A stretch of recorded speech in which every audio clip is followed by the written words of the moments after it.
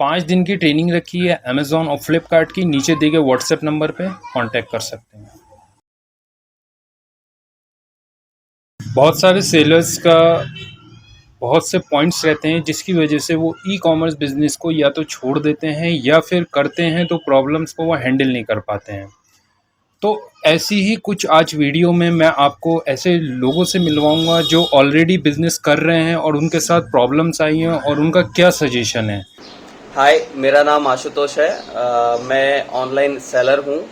एक एडवाइस मैं e commerce seller को देना चाहता हूँ कि ये ई कॉमर्स बिजनेस जो है ये पेशेंस का बिजनेस है। आपको इसके अंदर बहुत पेशेंस रखना पड़ता है। ऐसा नहीं है कि आज ही बिजनेस स्टार्ट करेंगे तो इनिशियली आपको लाखों करोड़ों रुपए मिलने लगेगा। आपको पेशेंस रखना पड़ेगा। मैंने लास्ट ईयर जनवरी में 2020 में बिजनेस स्टार्ट किया था ई कॉमर्स का, जो कि मुझे 12 फरवरी को फर्स्ट ऑर्डर आया और उसके बाद मार्च तक एक दो ऑर्डर आ रहा था। फिर लॉकडाउन लग गया और अक्टूबर नवंबर दिसंबर में मुझे अच्छा ऑर्डर आया था। मुझे एवरीडे 10 या 15 के आसपास मुझे ऑर्डर आ रहे थे, किसी दिन कम भी आ रहे थे। और मैंने बहुत पेशेंस रखा। मैंने जैन में स्टार्ट किया और अक्टूबर नवंबर में मुझे ऑर्डर आए। तो ये एडवाइस है कि पेशेंस रखिए, पेशेंस बहुत ज़रूरी है ई कॉमर्स के बिजनेस। तो पेशेंस की बात बिल्कुल सही कही है। मेरा अपना खुद का एक्सपीरियंस है, पेशेंस ई कॉमर्स में मस्ट है। एक इम्पॉर्टेंट पार्ट है पेशेंस। पेशेंस नहीं होगा तो आप उसको जो है बिज़नेस को समझ ही नहीं पाएंगे। इसके साथ पेशेंस चाहिए। अब मैं अपना एग्जांपल देता हूँ आपको। अगर मैं कोई भी प्रोडक्ट लॉन्च करता हूँ तो मुझे कम से कम 10-15 दिन लग जाते हैं उसको ऑर्गेनिकली ग्रोथ लाने में। तो ये एक पेशेंस का है। अगर मैं सोचूं मैं पुराना सेलर हूँ, मैंने आज प्रोडक्ट लिस्ट करा हूँ, मुझे आज से ही ऑर्डर आ जाए, तो ऐसा नहीं होगा। ऑलरेडी सेलर हैं, उसमें रेटिंग है, रिव्यूज़ हैं, वो सेलर वो प्रोडक्ट बेच रहे हैं। अब मैं एक नया सेलर आया हूँ तो मैं चाह रहा हूँ कि मुझे अगले दिन से आ जाए, तो नहीं होता है। थोड़ा सा हमें पेशेंस रखना पड़ता है। सर, मैं बाकी अदर सेलर्स को सिर्फ यही एडवाइस करना चाहती हूँ कि प्लीज़ वो और सेलर्स के नीचे मैपिंग ना करें, बिकॉज़ मैं भी अमेज़ॉन की एक सेलर हूँ और मेरे ऑलमोस्ट काफ़ी सारे प्रोडक्ट्स के नीचे मैपिंग हो रही है, तो जिसकी वजह से मैं बहुत ही ज़्यादा डिस्टर्ब्ड हूँ।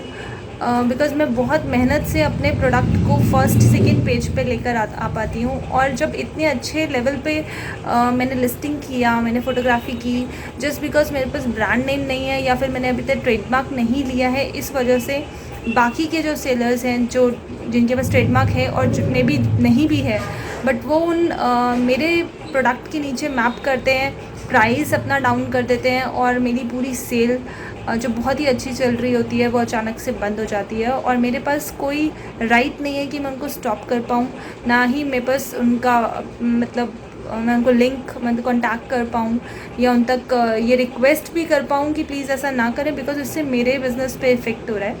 और मैंने बहुत मेहनत से फ़ोटोग्राफी क्लिक्स की हैं, बहुत मेहनत से उनको एडिटिंग किया है और लिस्टिंग की है, और अचानक से वो आके सिर्फ एक मैप कर देते हैं, जिसकी वजह से मेरी सेल और मेरी इतनी मेहनत पे बहुत इफेक्ट पड़ता है, which is actually not good. Because अगर आप भी मेहनत करके अपने प्रोडक्ट को इस तरह से लेकर आइए, बजाय दूसरों की मेहनत के नीचे अपने प्रोडक्ट को मैप करने से, बिकॉज इससे जो सेलर बहुत मेहनत कर रहा होता है ना, उसको बहुत बुरा फील होता है, क्योंकि इतनी मेहनत अचानक से एकदम स्टॉप हो जाती है, ऑर्डर्स आने एकदम से बंद हो जाते हैं, विच इज़ नॉट गुड। तो मेरे क्योंकि बहुत सारे प्रोडक्ट्स के पे ऐसा हो रहा है, अब फाइनली मुझे ब्रांड नेम लेना ही होगा, क्योंकि और कोई ऑप्शन नहीं है मेरे पास। मैं भी बहुत नई सेलर हूँ, तो इसलिए इतनी जल्दी मैं ब्रांड नेम लेने का नहीं सोच रही थी। मुझे लग रहा था जैसे काम चल रहा है ऐसे चलाते जाएं, बट अब मेरे पास कोई ऑप्शन नहीं है, मुझे ब्रांड नेम लेना ही होगा। तो मैं यही रिक्वेस्ट करती हूँ कि प्लीज़ मैपिंग बंद करें, खुद से मेहनत करें और खुद अपने प्रोडक्ट की फ़ोटोग्राफ़ी या फिर करवाएं, जो भी करें, मतलब अपनी मेहनत खुद करें, दूसरों की मेहनत के नीचे मैप ना करें। Thank you. तो मैडम का एक इशू था मैपिंग को लेके कि नए सेलर्स मैपिंग कर लेते हैं, बट यहाँ पे मेरा एक चीज़ कहना है कि मैपिंग एक फ़ीचर है जो हर एक ऑनलाइन सेलर्स के लिए अवेलेबल है। अगर मैं ब्रांडेड की बात करूं, सपोज कोई नाइकी शूज़ बेच रहे हैं, कोई रिबॉक शूज़ बेच रहे हैं, तो आपने उनकी मैपिंग कर दी। आपके पास नाइकी का भी ऑथराइजेशन है, आपके पास रिबॉक का भी ऑथराइजेशन है, आपने प्रोडक्ट बेचा, अब आप क्या करेंगे, जो सेलर्स 10 सेलर्स या 15 सेलर्स वो ब्रांड बेच रहे हैं, उनसे सिर्फ प्राइस वॉर करेंगे, तो क्यों आप अपना टाइम वेस्ट कर रहे हैं? सर मेरा कहना यही है कि आप अपना ब्रांड डेवलप करिए, मैपिंग के चक्कर में मत पड़िए, विदाउट मैपिंग सेल करिए। हो सकता है कि वो प्रोडक्ट आप जो 1000 का बेच रहे हैं वो हो सकता है कि 1500 का आप बेच दें। तो अपना ब्रांड डेवलप करके आप करिए, मैपिंग के चक्कर में मत पड़िए। एक फीचर है, यूज़ कर सकते हैं, जेनरिक में भी मैपिंग हो सकती है, ब्रांडेड में भी हो सकती है और प्राइवेट लेवल में भी हो सकती है अगर कोई ऑथराइज करे।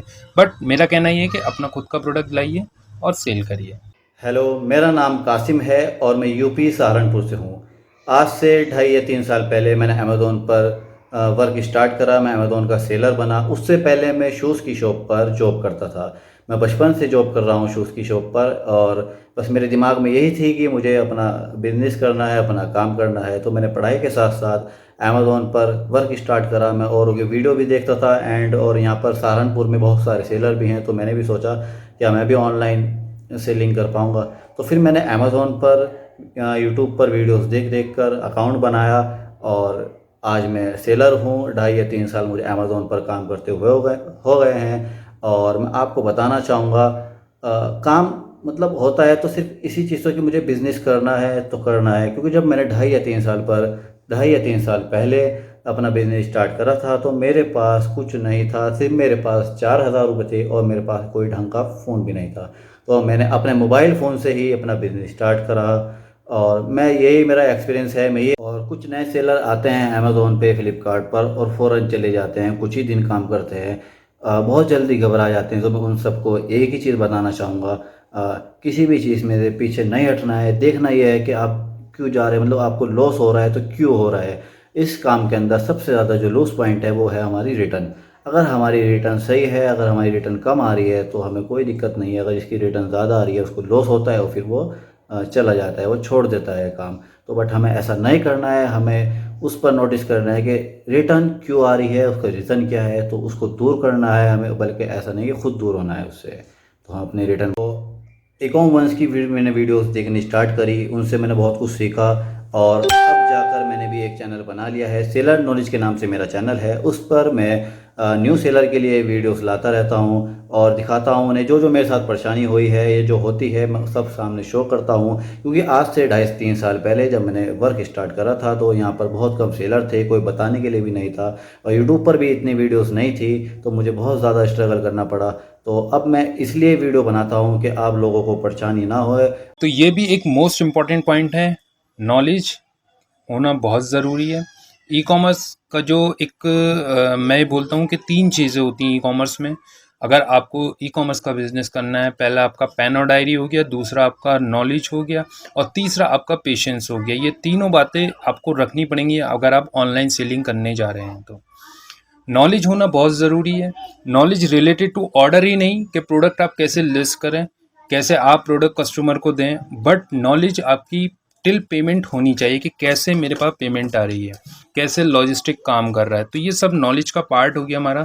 अगर हम इसको ब्रेक करें तो लॉजिस्टिक एक पार्ट हो गया जिसमें हमें नॉलेज गेन करनी है, ऑर्डर प्रोसेसिंग एक पार्ट हो गया जो हमें नॉलेज गेन करनी है, लिस्टिंग एक पार्ट हो गया, इसी तरीके से पेमेंट एक पार्ट हो गया। तो ये सारे पार्ट्स हैं ई कॉमर्स के। इसकी नॉलेज रखना हमारे पास बहुत ज़रूरी है कि हमारे सेटलमेंट वैल्यू आ रही है तो कितनी आ रही है, हमें कैसे उसको करना चाहिए, हम कैसे उसको ज़्यादा सेटलमेंट कर सकते हैं, ज़्यादा सेटलमेंट ले सकते हैं, किस प्राइस पे बेचना चाहिए। तो ये चीज़ होना बहुत ज़रूरी है। सेकंड मोस्ट इम्पॉर्टेंट है ई कॉमर्स में रिटर्न।